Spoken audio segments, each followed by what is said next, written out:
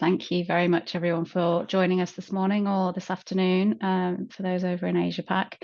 This is our latest webinar on the much talked about topic of blockchain in the travel industry, and we're delighted to be partnering today with Chain4Travel. Chain4Travel, some of you may know, but if not, they're a Swiss-based travel tech startup, and they facilitated the Web3 travel ecosystem called the Camino network. Camino is a blockchain, and it's been live since April this year, and it is jointly owned by travel companies. Chain4Travel has been around since December 2021, so a number of years now, and they've now got the support of over 150 international travel companies with names like TUI and Lufthansa Group being some of their supporters. So we're delighted that they've joined us today. Before I introduce our speakers properly, just a few housekeeping points. The session is being recorded. Everybody's automatically on mute and your cameras are off, but please do ask questions through the Q&A function. All questions just come to the speakers, and no question is ever a silly question, so please do feel free to ask away. We'll try and answer questions live as we go, but if we don't get a chance during the session, we will get in touch afterwards. We're aiming for sort of speaking for about 50-55 minutes with Q&A at the end. So with that, I shall introduce today's speakers. I'm delighted that we have Michele, Mick, Ruberl from Chain4Travel. Mick has been involved in blockchain for travel tech since 2017, and over his career he's implemented many projects which have included a decentralized travel loyalty federation and several NFT applications for the tourism ecosystem. Today Mick's an advisor to Chain4Travel, and he's also the director for blockchain and Web3 solutions at Peakwork. From Fox Williams, you have myself, but also Vlad Arutyunyan, an associate in our travel and technology team, and Tayler Sani, an associate in our financial services team, and you'll understand why as we go through the session. The format for today is that Mick will talk about Camino and then talk through a number of use cases that have arisen from their development and introduction of the Camino blockchain. We'll be looking at the legal aspects, and I'll say now we're not covering absolutely everything that you might need to think about or that's come up, but there's certainly enough there to get you thinking. Before I hand over to Mick, I think just one final point is that people who have signed in are interested in blockchain. Either your business is using it or thinking of using it, but for those who might still be a little bit skeptical perhaps or unsure, this is how travelers of the future are going to be booking travel. 20 years ago, nobody thought anybody would use the internet to book travel. That's how all travel is now booked, or the vast majority of it. And so this is just that next step in that evolution. So it's not going away. So we all should understand it, which is why we're talking today. So with that, I shall hand over to Mick. Thank you very much, Lucy. And yes, exactly what Lucy said about the adoption of blockchain is we're now in a nascent state of the industrial adoption of blockchain. And I'm actually talking the first slides a little bit about the context of this adoption stemming from, and here we can start from the various generations of web there were in the history. Let's say the web was born commercially in the 90s. I mean, it's been born like in the 70s for military application, then universities, and in the 90s, the first boom that, you know, whoever has some white hair as me remembers very well of the first websites, and then the first, let's say, transactional applications. We're talking now back to those days, naming them Web 1. Why Web 1? This was the first iteration of what is now called Web 2, which is the current state of the internet. Web 1 was all about reading. So you had a website who someone else published, a few publishers, as in newspapers or the like of those. And you basically, as a consumer, were reading on the web and interacting via means that were beside the web, living on the internet still, but not connected to a website. I'm talking mostly about email, of course, surviving to our days, of course, but that was the only way to post, as we would say now, content. Basically, you were shooting an email to a content provider, and then they would publish your content, or there were the first forums actually happening. back in the 90s, and then a lot of, let's say, whoever remembers the BBSs at the time, and then the internet being the first forums for internet-based communication and online communication. And then along came the social web. So we're talking now about the early 2000s, where the basically the web started morphing into a read and write thing. What does write mean in this context? It means basically you are, as a user, an author. You can write on the web, you can publish content. We're talking about user-generated content here, and content can be text, can be media, as in image, pictures, and also music, depending on the website, of course. But the idea is the consumer gets a say and gets to be author of the web. This comes with a lot of implications that, I mean, my colleagues here on the panel are more knowledgeable than me about. I'm a technician, but definitely it does enrich internet as a whole content-wise. So there was an explosion of content here, and then the consumer got for his publishing his piece of content that he was putting on the internet some very good experience back. So the transaction here is content for experience or data for experience. Most of these marketplaces of content or social media sites are actually free for the users, and where the transaction does happen is back as in the email in the web 1 is something that happens beside the web experience. What do I mean by this? I mean that the payment side of things, in where e-commerce is concerned, is done with traditional ways of credit card payments, etc., where the control of this transaction is not on the internet itself. You basically enter your credit card data or whatever mean of payment we're talking about here in a website that is secure, etc. But then the transaction is a financial transaction, as if it were in an in-present transaction that goes from you to the credit card company, and then the credit card company has to settle somehow with the merchant that is basically hosting the website that is offering the product that you're purchasing. So there are a lot of, let's say, hopes, we say in computer science, but let's say a lot of legs that this payment follows before then going back the payment in the wallet of the merchant and the confirmation of that transaction back into your inbox as a confirmation email or something. When we talk about travel, this is how travel bookings work nowadays. So you have an online travel merchant that sells you trip, and then eventually you get a confirmation, and then this confirmation is basically the proof of purchase. Now imagine a new wave of the web, a new generation of the web, where this transaction could actually be contextual with the whatever transaction you're making in whatever with the payload of that transaction, the touristic transaction. What I mean is, imagine if you could pay something, a package, a flight, a room night that you're buying, and this transaction gets to the merchant immediately.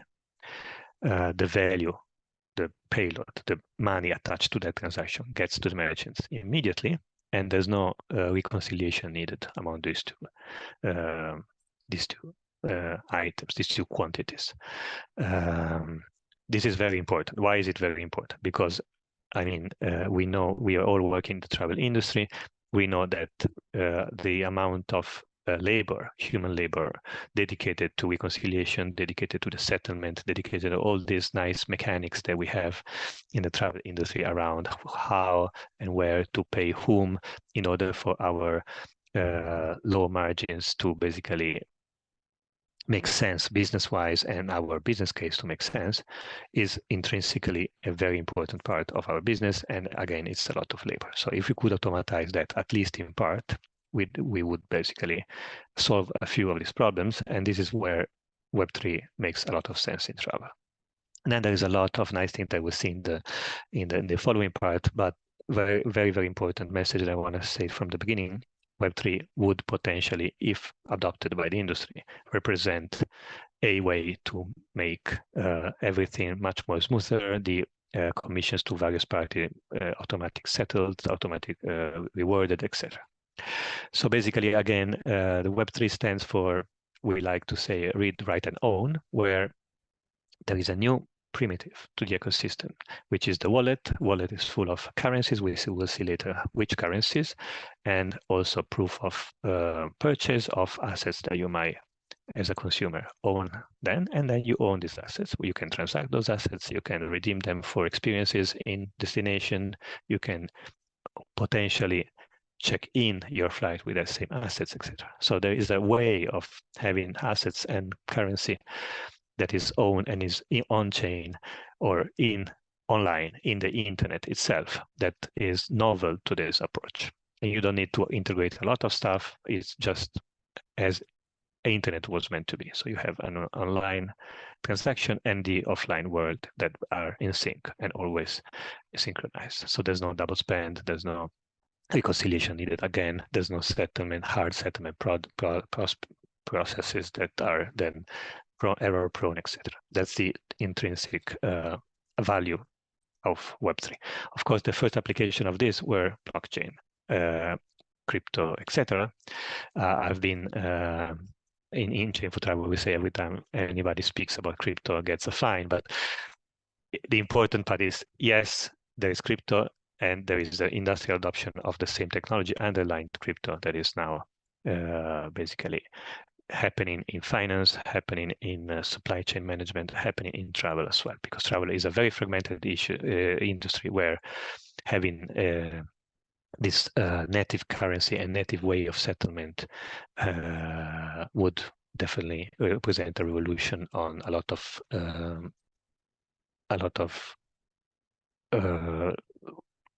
things that are much slower nowadays. Next slides, please. This is a revolution that is happening in travel, not only in travel though. So Web3 is actually going mainstream right now. There are a lot of brands, renowned brands, I won't go through them all, which are embarking in projects. Some of them are, let's say, projects for the media resonance, because of course there have been waves of popularity of NFTs, of the blockchain itself, etc. But also some of them start to be really projects that do define new ways of working on a supply chain or working on loyalty systems, etc. And again, we're talking retail, we're talking fashion and sports. A lot of fashion, actually, brands are using now the blockchain to do digital twins of shoes, of bags, of whatever. Media, a lot is working on it. Manufacturing as well, again, for the less sexy part of blockchain, where it's about automatizing supply chain, etc. Also, next slide, please. The government is paying attention. What I mean here is that there are things done with blockchain that where blockchain is completely hidden from the user, is not really part of the user experience, but it's the backbone of the solution. I'm talking looking back to the last sad years about, for example, a COVID pass. How did a COVID pass work? There is proof that you are able to enter a restaurant, for example, but the restaurant doesn't know why. The restaurant doesn't need to know why. It just needs to know that you're green, you can enter. If you had a vaccine, if you had a test done the 2 hours prior, etc., that's not of a restaurant's concern. So there is a very private way to manifest consent, which has a public face, as in whoever consumes that information is sure that that information was proved. And so that actually has been an application of blockchain behind the scenes. Looking to the future, we're seeing now 2 trends. One is the central bank digital currency. What is that? That is a representation on-chain of money. We're not talking Bitcoin, we're not talking Ethereum here. We're talking about euros, dollars, pounds, etc. These are being moved, digitalized, and moved on-chain by the central banks of the world. And there are projects, the first in China, Finland, etc. But there are projects, and let's say, in general, governments are targeting 2030 as a date to have this happening. Why this? because even for real money, for fiat money, as we call it, it makes a lot of sense to have it native to the internet so that it can be transferred cross-border much easier. It can be fractionalized for microtransaction much lower than the cent. You can have fraction of a cent tracked. You can have commissions much lower, so that make microtransactions are then feasible or viable for business models, etc. So there is a lot of traceability, etc. There's a lot of intrinsic value to move currencies, be it crypto, but be it also real currency minted by a central bank on chain. The other very important avenue is identity. Even our documents, our personal documents, such as passport, ID cards, etc., are being moved to blockchain. The European Union has a project called EID, European Digital Identity, which is now in the various countries following the proof of concept phase, etc. And here, European Union Commission is targeting 2025, so tomorrow, basically, for the country-wise adoption in some countries. And interesting enough, or funny enough, the use case that the Central Commission is, the European Commission is putting on their pages to describe this is exactly the booking of a flight. So this left side of the slide that you're seeing now represents the booking funnel according to the European Union of a user looking for a flight, and then by the showing his face or his thumb fingerprint to his phone could associate to that booking his digital identity, his maybe member card of that brand, and then by a couple of clicks associating that to a purchase in a safe way and having his or her flight ticket already in her mobile phone. This is pretty novel if you think the number of steps that now are necessary to validate and link a booking or a ticket to an identity, to a loyalty card, to a payment as well, because at the end of this funnel, of these 4 screens, the airline in question could actually have received the money, okay? Not next month after reconciliation happened, etc. Immediately there. Of course, this scares a lot of people in the audience where I'm talking about this, because immediate settlement is actually counterintuitive and breaks a lot of business models actually around cash flow, etc. But there are ways to automatize that as well, which are called basically is the essence of smart contracts that we will talk later during the presentation. Next slide, please. So the primitives, so the core elements of Web3 are wallets to represent users, assets, and we'll see which ones, normally tokens to basically represent digital or actually real life assets. And then apps, which are your normal websites, but let's say Web3 powered. And validator, which is a new concept of blockchain and also of Camino, if we talk about specifically about Camino, where all this is not magic. There are a lot of cryptographic algorithms behind it, but it's also it's also basically a new way of govern blockchain given to the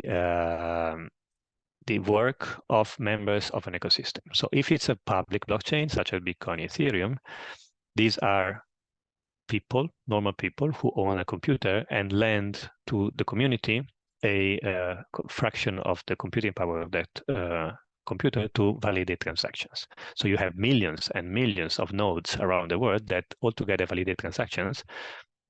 And the essence of why a transaction on blockchain cannot be tampered with once it's written on blockchain is because you would have to convince 51% of millions of people to do so, which is difficult to do.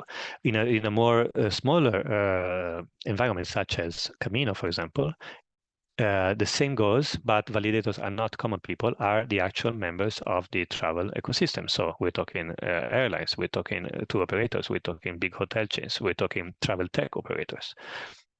So here, everyone who runs a node doesn't make money out of it, but by running a node, secures his or her place in the ecosystem to, or his or her business's place in the ecosystem to vote for things that I'll talk about later, to basically govern, but also to validate transactions. So to have a transaction written on the blockchain, you will have to have, I don't know, TUI and Alpitur and Touristic and a few other competitors to agree and maliciously tamper with the transaction, which is unlikely. Again, the idea is to have an ecosystem, in this case of travel businesses, together govern in a technical way. You don't need human labor here. In a technical way, govern transactions that are spanning the ecosystem. Next slide, please. So here we're talking a little bit about wallets and assets, which are the two more visible, if you want, to the end user components of this ecosystem. So Web3 is all about wallet. So an identity, Michele, is represented online by a wallet, which is actually a wallet. Imagine a wallet, which is a mobile wallet and a web app or mobile app, where I show my face, I show my fingerprint, I insert my fingerprint, and I access what? I access my balances, as in the amount of money that I have, and a lot of assets, which can represent my my history of purchases. It can represent vouchers that I have and I have to exchange for experiences in destination. Can even represent nice CryptoPunks or nice apes, but that's not the main application here. So it represents assets that I own, digital or twins of real world assets. And actually, wallets is one of the complications of this thing, because wallet technically is a very, very long string of characters and digits that represents me, but this is not conducive to the mainstream spread of this technology. So there are ways to hide this very ugly looking wallets or ugly looking ways of logging in under normal credentials. Here you can see a flow where there is actually a normal Google login or a normal Facebook login that under the hood have associated a Web3 wallet. So you basically, consumer-wise, don't have any friction to adopt this technology, and is still, empowered by blockchain, etc. When we talk about this, normally we talk about custodial. What do you mean by custodial? It's normal bank, right? So the business that holds the wallet for a user can access the balance, etc. There are also ways called non-custodial to have the balance of the wallet and the control on the wallet solely controlled by the end user. There are trade-off in having this.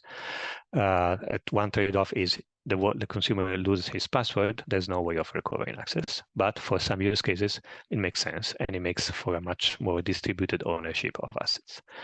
Next slide, please. The other primitives that I'll breeze through, because I'm a little bit late on schedule here for the webinar, is tokens. Tokens can be fungible, as in representation of money, where each copy of the token is like each copy of a banknote representing £1 that you have in your, or a coin representing £1 that you have in your actual wallet. And they are non-fungible token, which is a very ugly term to say something where every instance, every item is not the same of another item. Think about a plane ticket. Think about a representation of a room night. Think about a representation of an actual traveler. So each item is different in this case. It's basically the primitive, the way of representing something from the real world, which is finite, onto chain. Next slide, please. There are ways of doing stuff with NFTs, non-fungible tokens. There was, and there still are, a lot of projects which are about having nice pics on their distributed to travelers on their wallets for bragging rights, for whatever reasons, to represent a tier in a loyalty program, etc. There are also representation of actual tickets. Very few things here. There's the Cadidio, which is a hotel in Venice, where Alpitur, an Italian tour operator, created the first room night sold as an NFT back in 2021. TravelX and Air Europa created the first flight tickets represented as NFTs a couple of years ago as well. There are a few destinations, airlines, projects, OTAs actually that are working with NFTs right now. And next slide, please. The two projects, the latest project that I know of, were both launched in August, if I'm not wrong. And I want to mention them briefly because one to me is a success, one to me is what not to do on blockchain. So very, very frankly, I try to be very, very, very open when I talk about these things. You can do, as Volaris did, a very legitimate use case on NFTs where you transpose whatever exists already off-chain into on-chain. So it was a way to create a annual pass, so you can basically fly a limited number of times to a specific destination on Volaris airline. And this is exactly what you could do without a blockchain. So this annual pass was already existing off-chain, and it was the NFT was only a way to buy it for a discount. And so it was once bought, it was not transferable, it was not an asset, a real asset on chain. It was just a NFT around an existing coupon code that you would use in a very traditional way. This is good for media and to say, yes, I'm doing something with NFTs, but it's not actually giving any additional value because you're using blockchain. The complete opposite approach was taken by Lufthansa with their new Trip app, which actually exploits and makes use of the blockchain. So there is a very nice way of gamifying your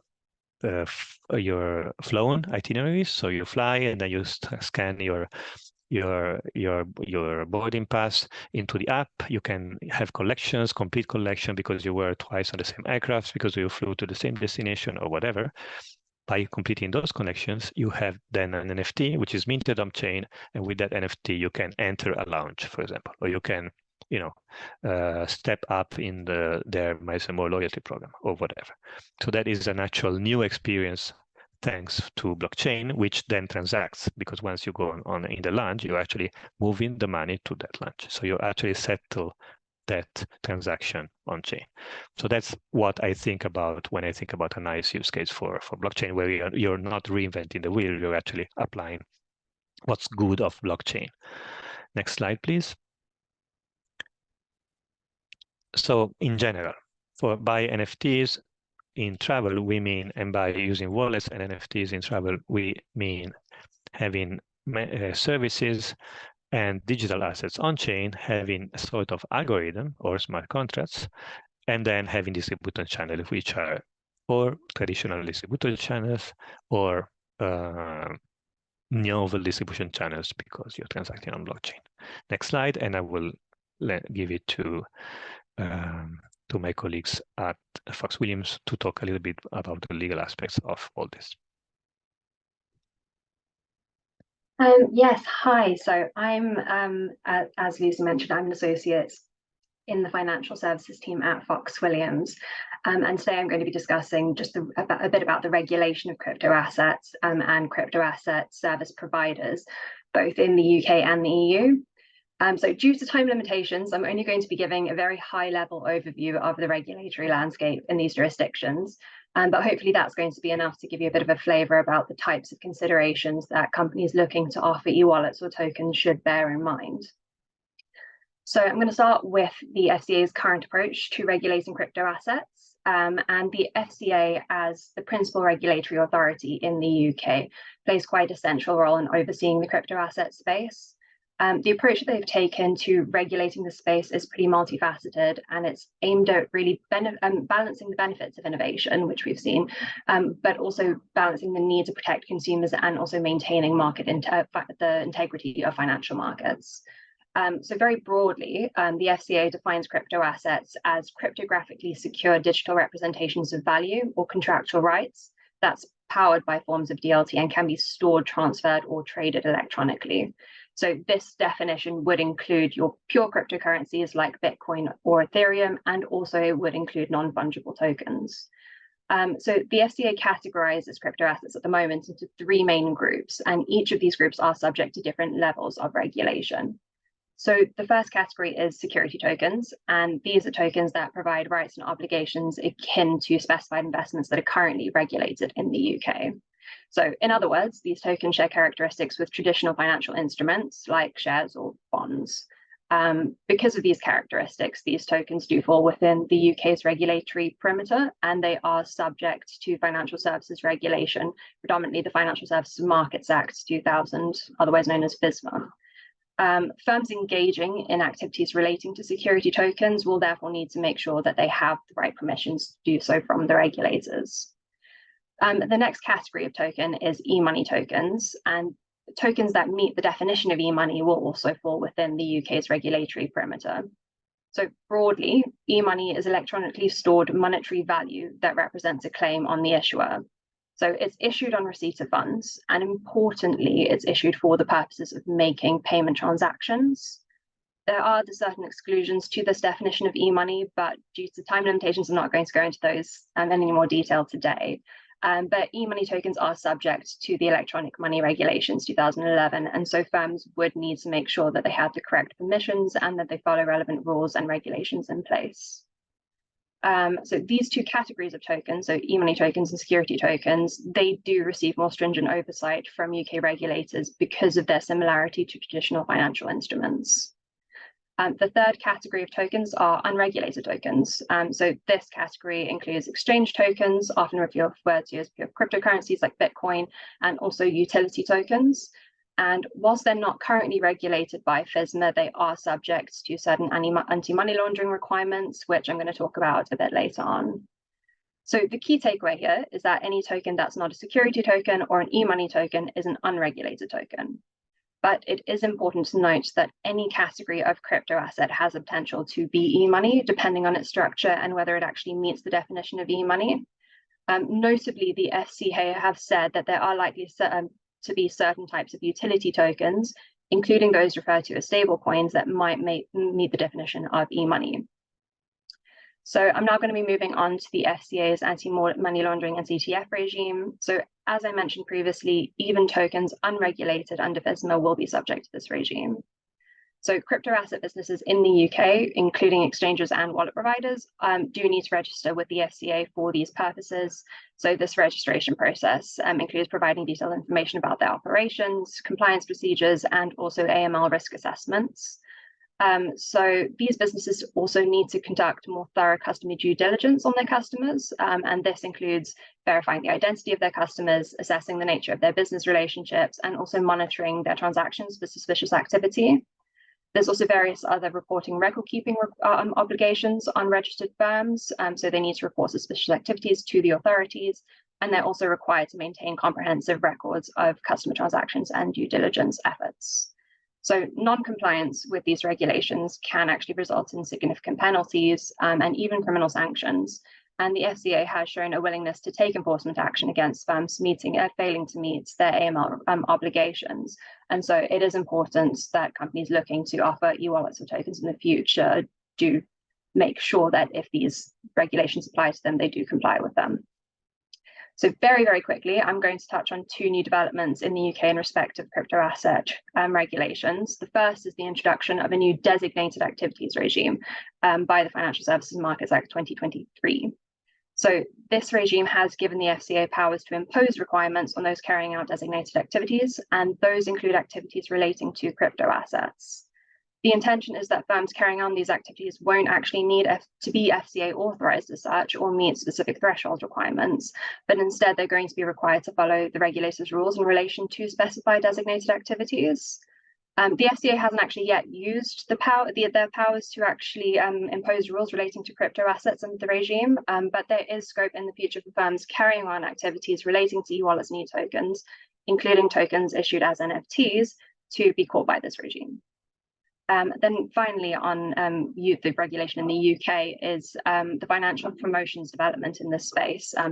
Basically, new rules came into effect on the 8th of October in 2023, so the other week, and this actually brought the crypto asset promotions in the UK within the regulator's remit. So crypto asset promotions are now subject to the overarching requirement to be fair, clear, and not misleading. So firms also need to ensure that investors have appropriate knowledge and experience to understand risks involved in investing in crypto assets, and marketing also needs to include clear risk warnings. So in the limited time I've got left, I'm going to touch on the regulatory framework in the EU in relation to crypto assets, because there have been quite significant regulatory changes that have been made through the markets and crypto assets regulations, otherwise known as MiCA. So broadly, MiCA aims to establish a comprehensive and harmonized framework for crypto assets within the EU. And 3 broad categories of crypto assets are regulated under MiCA, and that's namely utility tokens, asset reference tokens, and e-money tokens. As I've discussed e-money already, I won't go into any more detail on that. But in relation to the other types of regulated tokens, utility tokens are a type of crypto asset that's only intended to provide access to a good or service supplied by the issuer. And then asset reference tokens are a type of crypto assets that's not necessarily electronic money, but that aims to provide a stable value by referencing another value or right or a combination thereof, including one or more official currencies. So this would include your typical stablecoin backed by either commodities or one or more currencies.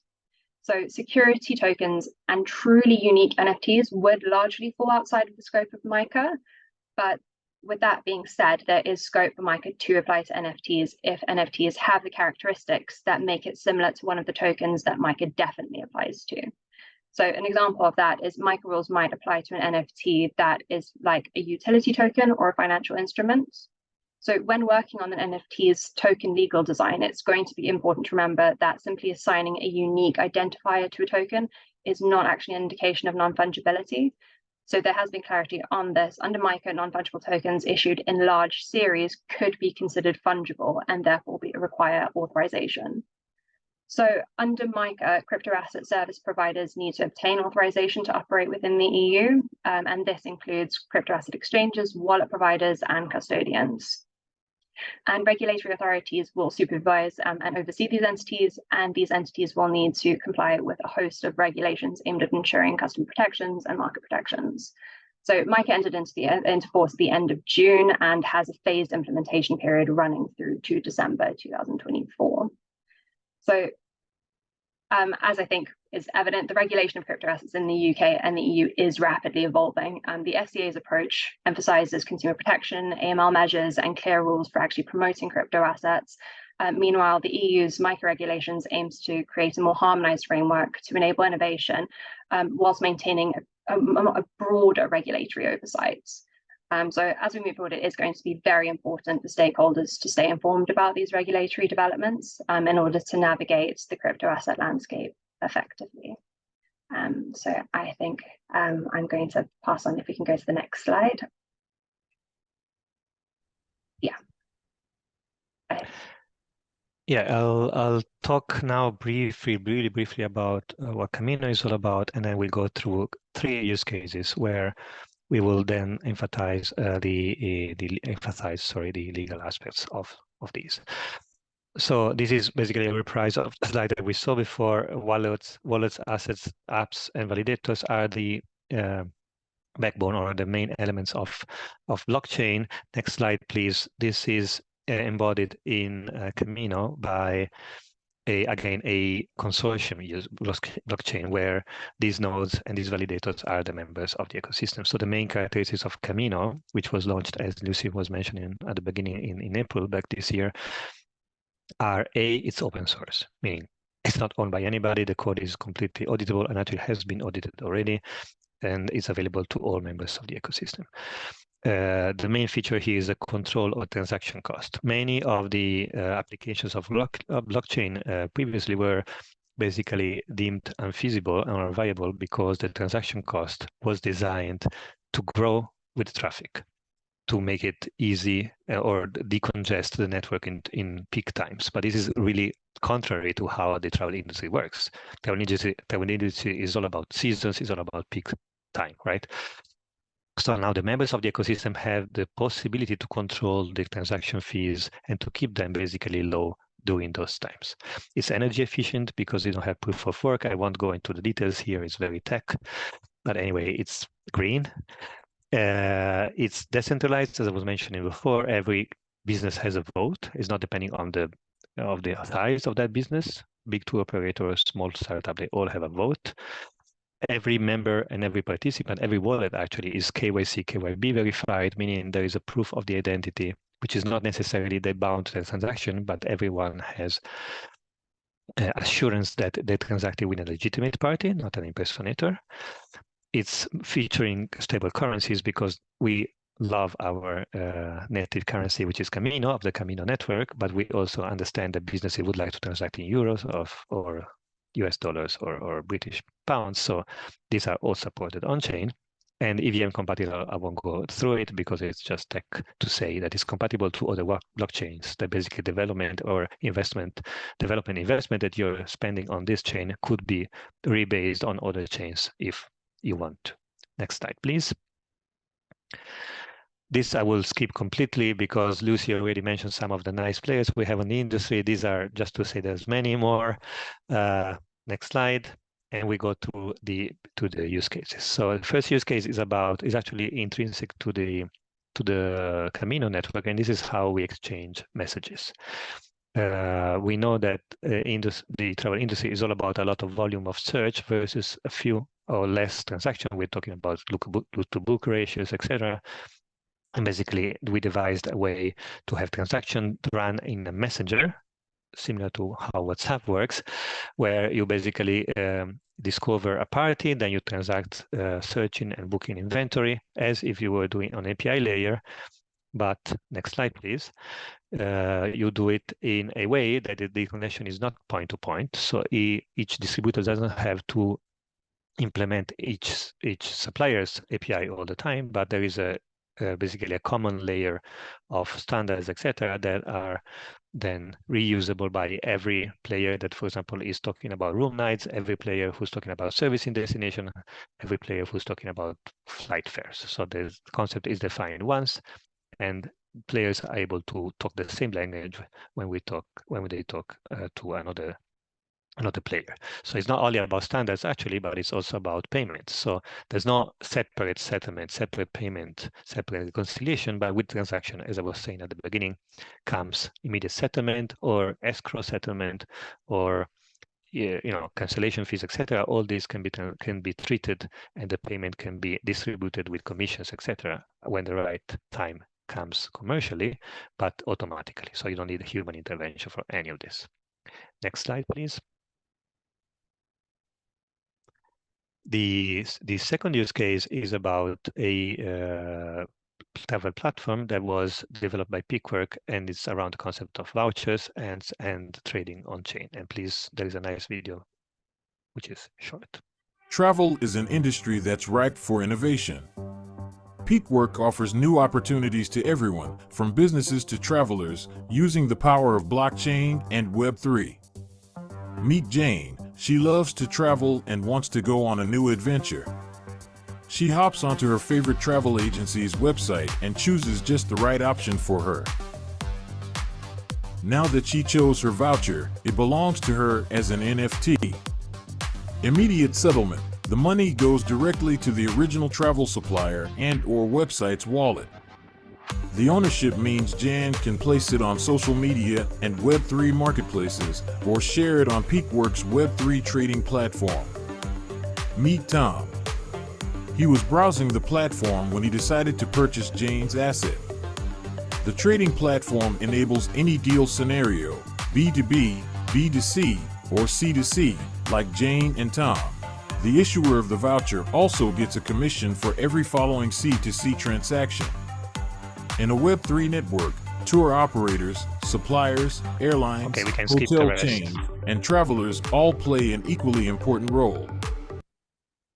Yeah, the rest is a sales pitch, but the important part here is that you see, and next slide, please, you see vouchers can be represented on chain, and the voucher, we didn't invent voucher, nobody invented vouchers. Of course, voucher is something that exists in the industry, but there are, and people and businesses have discovered the limitation of off-chain traditional vouchers during COVID, when there was the necessity to issue a lot of these vouchers for refund, etc.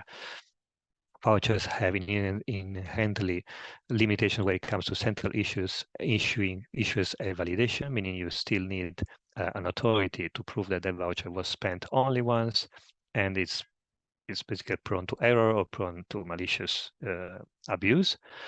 there is limited interoperability because each voucher is bound to the borders of that business, so very difficult to exchange them. Fraud risk I was mentioning before, and lack of transparency because there's no basically ledger where it's written that a voucher was spent. Vouchers tomorrow on-chain could be decentralized, first of all, inherently interoperable because each business could actually read if so wants, a voucher emitted from another business.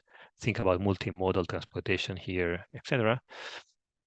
It's linked to an identity, meaning the voucher is in the wallet of somebody. So this somebody cannot, I don't know, photocopy it 200 times or distribute to their friends without utilizing an intermediary platform where the commissions could be then distributed to all these members of the ecosystem, if so the business wants.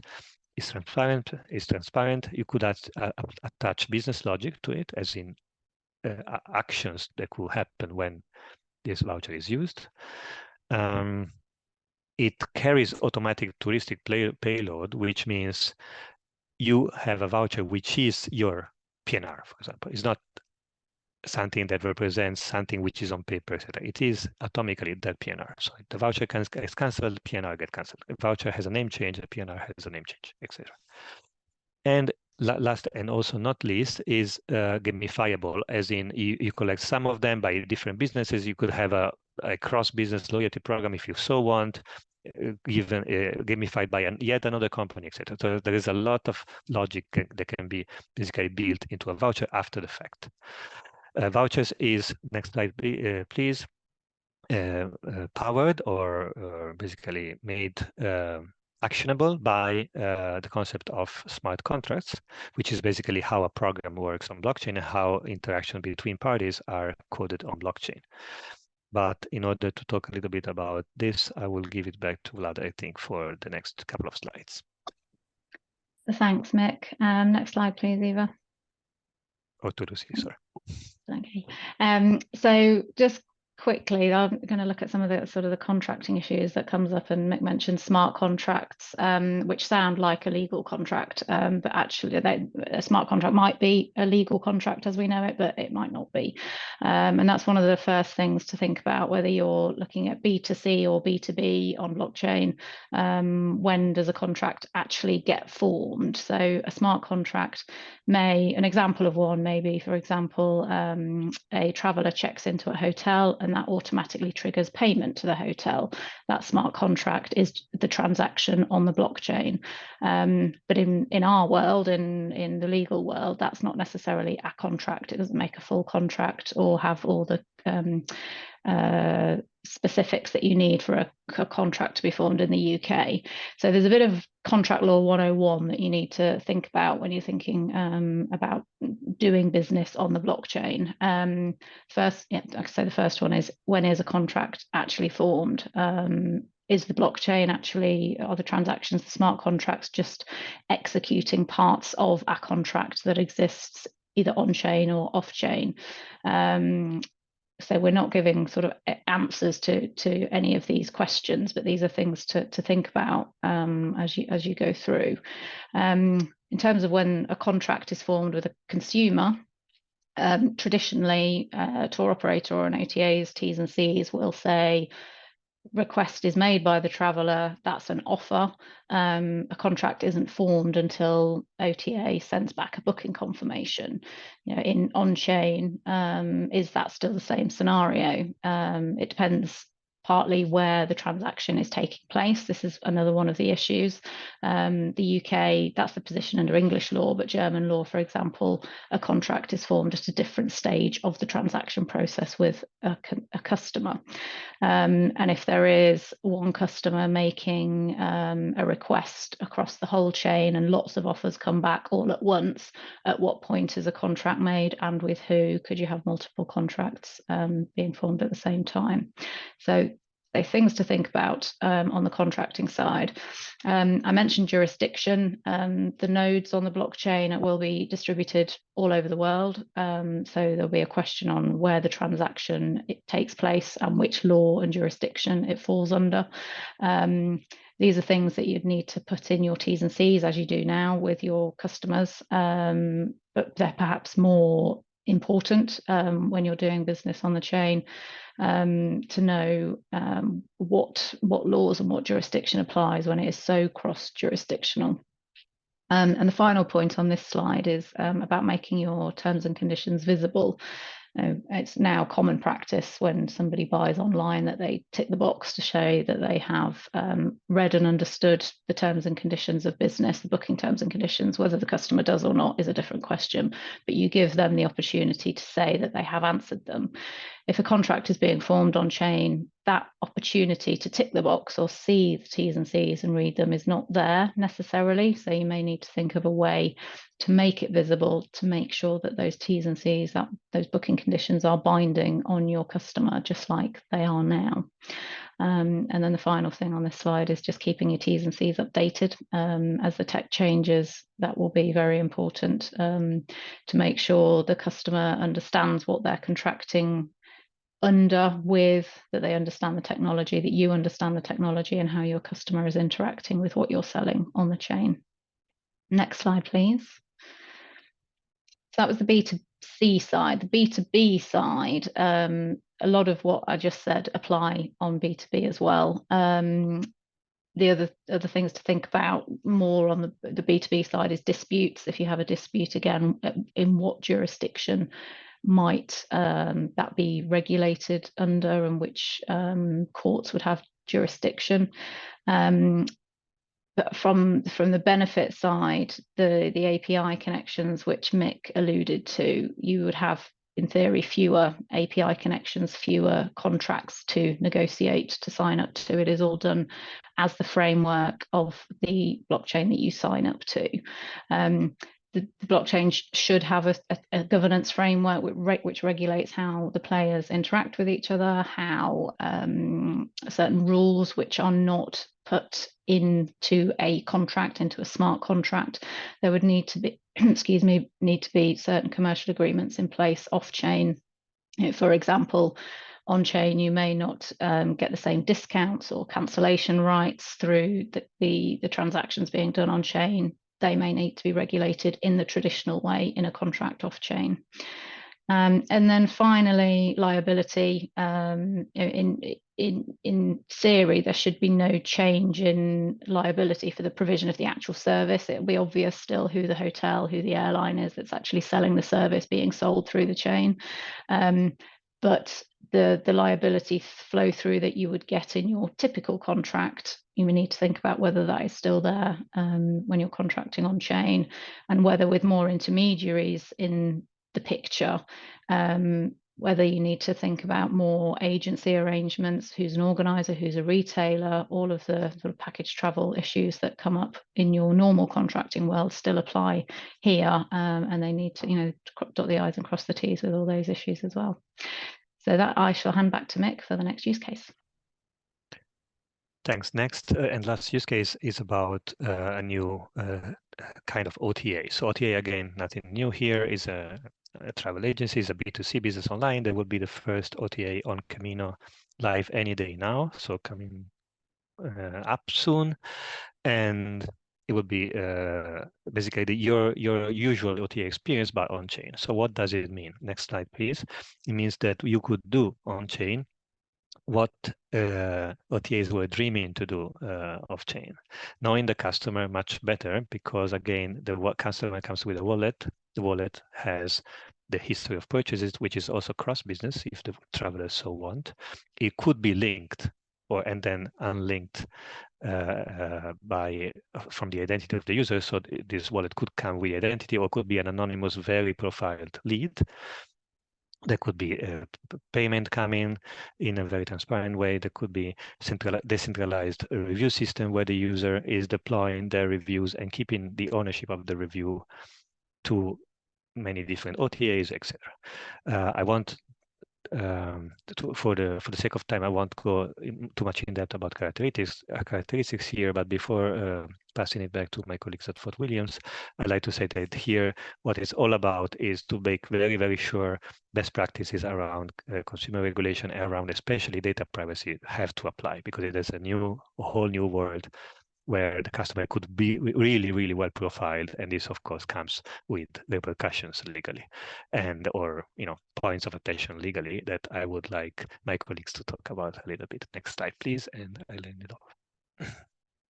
Thanks, Michele. Yes, exactly. The technology is obviously new and brings exciting opportunities, but you do need to take consideration of the consumer regulations and data privacy concerns that arise with them. With the new OTA that allows you to provide highly personalized offers to your consumers, this flips the script. Instead of having customers scroll through your platform or your stock, you are able to respond to requests and provide very personalized offers. Now, just because this is happening on chain, it doesn't mean that it's outside the scope of these regulations. I won't go into them in any real detail. One, because I think people on this call will be intimately familiar with the package travel regulations, and probably have even heard us speak in them in the past. But if you are combining a hotel with travel or ancillary travel services, you may be caught by the package travel regulations. So you need to make sure that you are complying with whatever obligations you have underneath them. Then in terms of the consumer regulations that will apply, I'll be focusing on the way an offer is made. This is something that was discussed by my colleague Reese in an earlier webinar this year. And a quick canter through these aspects is you need to focus on making sure that your offers or advertisements are accurate, truthful, clear, and transparent. And what does this mean exactly? Well, as mentioned by Lucy earlier, the starting point is the terms and conditions. You need to make sure that they are available for your consumers prior to entering a contract. And it's not just about having them well drafted and ensuring everything's in there. They need to be clear and concise so that consumers understand exactly what they're agreeing to and what rights they have under the terms and conditions. In terms of making the actual offer itself, you should be avoiding these types of practices. For instance, hidden fees. If you're responding to a request, then advertising one price, and then when the consumer comes to enter into the contract or confirm their order, showing hidden fees, for instance, activation fees for an NFT or significant service fees that increase the price of the product would be considered deceptive. Similarly, using time pressure to induce consumers into entering into a contract. So for instance, 50% off of the advertised offer, but only for a limited time, where there's no basis for using such time pressure, and the actual price is usually 50% off during the course of the year. That's frowned upon. And a final example of practices to be avoided is the bait and switch. Now, the use of smart contracts should really eliminate this type of practice, but there may be a way of getting around it. And bait and switch is when you make an offer of one product, but when the consumer comes to book, you've said that that product is sold out or no longer available. Let's say transaction can't be processed, then you try and get them to buy a more expensive product. So these will all be prohibited and censored by either the CMA or the advertising board in the UK, but that can result in censor or a fine. However, the CMA is coming into new powers soon, which can result in a fine of up to 10% of global turnover for a breach of consumer law. So it's definitely something to be on top of. Next slide, please. Having dealt with the consumer regs, let's move quickly on to the data protection aspects. So inherently, blockchain isn't compatible with a lot of the modern data protection laws. This is because once something is recorded on a blockchain, it's almost impossible to delete or amend. And this goes against the fundamental right of data subjects to require the data controller to either rectify or delete their data. It's also very difficult to identify controllers because of the decentralized nature of the network.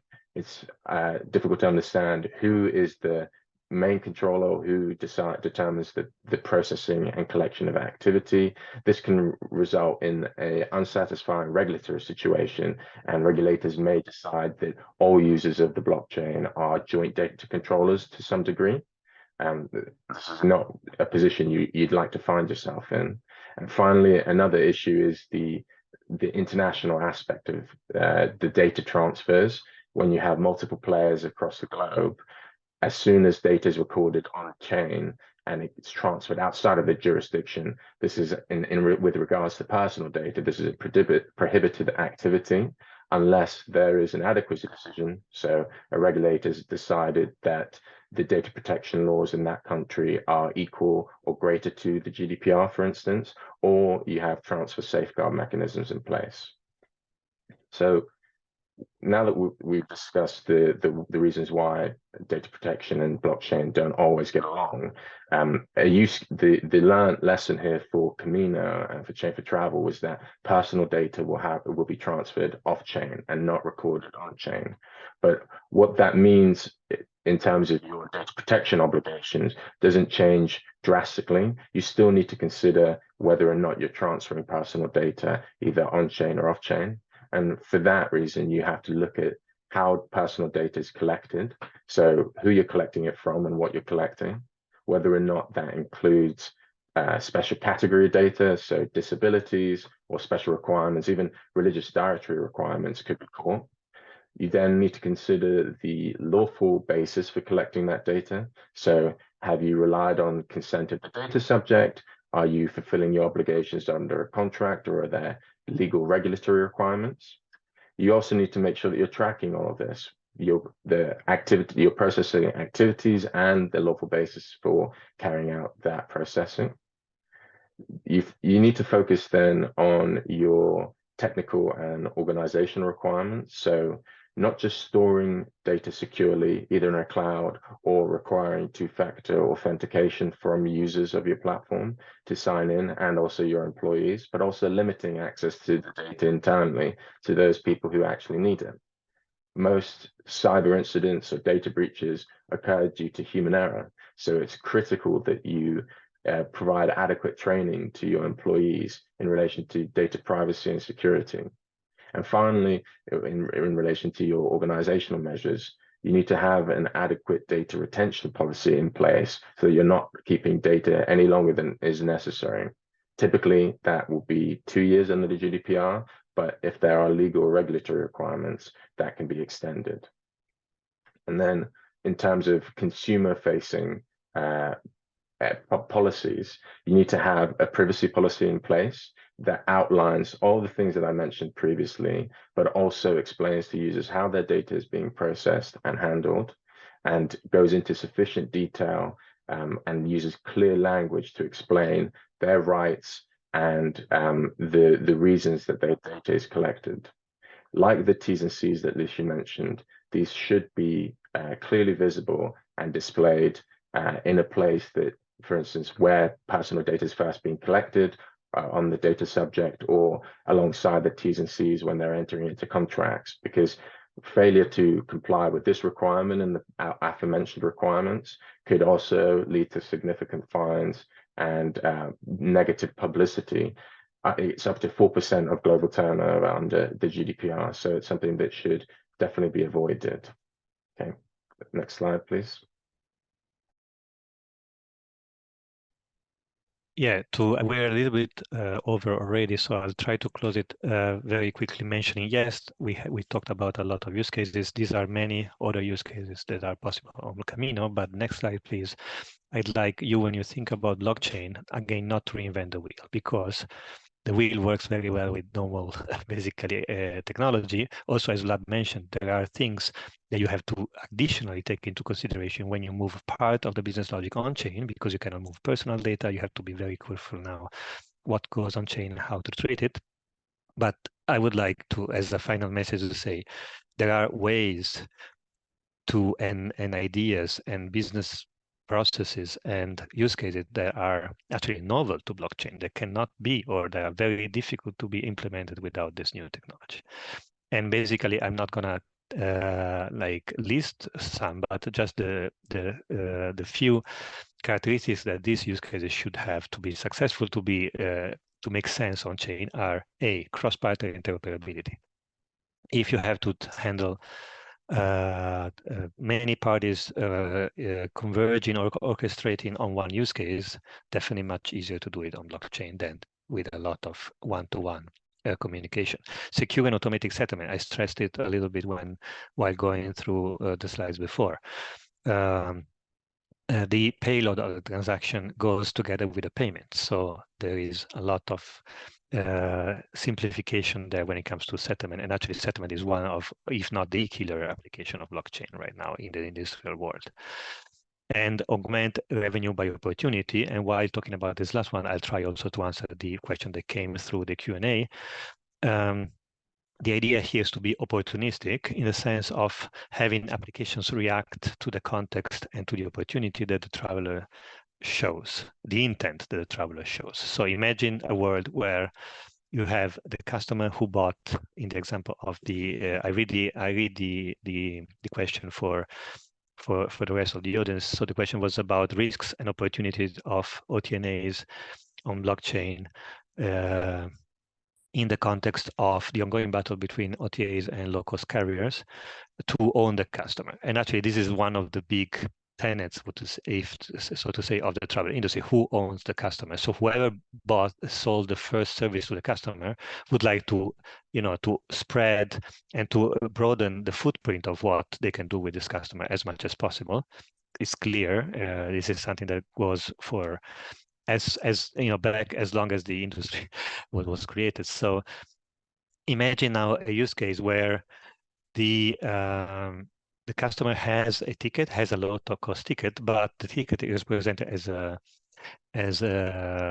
NFT, and the low cost carrier allows the hotel chain or the DMC to upsell on that ticket by themselves, getting a royalty on each of these upsells, or there could be even an ancillary provided by the travel agencies, by the low-cost carrier, but paid by the hotel, because the hotel recognized this would be a high spender at the hotel, so they want to give some gift provided by the airline already, without necessarily having a prior agreement with the airline. I'm not saying any of this is definitely related to the business model, but it makes technically sense to make it composable so that whoever owns the traveler is not such a big important question anymore, because everybody could transact and benefit by their transaction with the traveler, even if they don't have their personal data. So this is possible on chain, of course, with the consent of the traveler that has to say, yes, I want to be,